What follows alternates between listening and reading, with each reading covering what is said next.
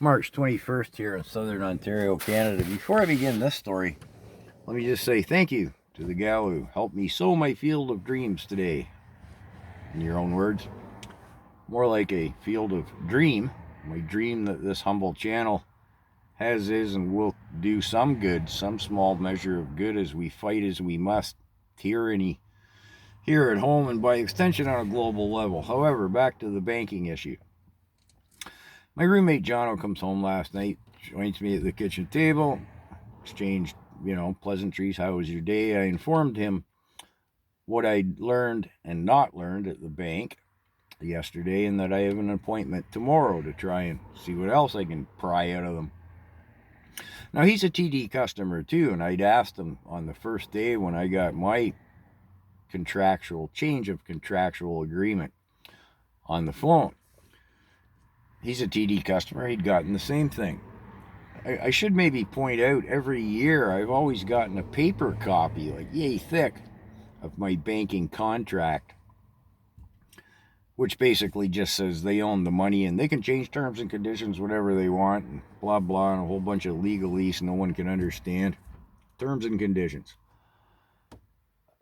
So anyways, he proceeds to say, well, I think it's just digital things, just a way for the banks to communicate more effectively back and forth with each other. They swap money back and forth between the branch or the banks all the time, I'm like, yeah, they've done that ever since the second bank opened.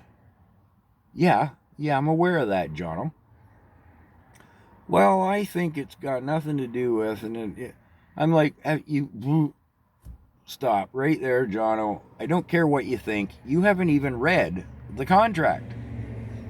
And I've explained to you, previous to this conversation, that it's an edict from the government that the banks do this. And I have explained time and again, I've even shown you the government website where it says the regime of Trudeau intends Canada to be totally on programmable digital currency no later than the fall of 2025. Do you not think this is a stepping stone towards that objective? Well, no, I said, okay, that's it. I can't take it anymore. I said, I think I brought home a load of 2x4 cutoffs, trunk in my car. I think you should go haul that down to the basement, light up the wood stove, and tell the wood stove what you think, because I can't bear to hear it. Well, he starts telling me some story about a check at the bank years ago, and it's like, oh. Now, Jono, he's the same age as I am, and he runs a successful business, 30 years. He's raised a family successfully. His kids are in their late 20s and early 30s. They're all, normal people. And he thinks everything's just going to work out okay. Oh, the Canadian people are getting sick of Trudeau. They'll get rid of him. How, Jono? How? He's declared himself dictator. People won't put up with it. And the next election, you just wait and see. He's going to get voted out. So there isn't going to be another election, Jono. Dictators don't have them. The people aren't going to put up with it. Who are the people, Jono? Aren't you one of the people? You wouldn't even know any of this is happening if you didn't have the unfortunate circumstance of having to listen to me ramble every day about it.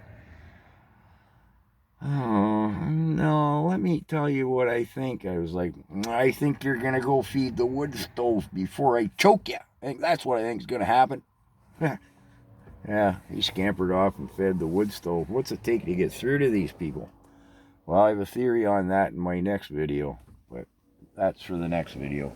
Thanks for listening.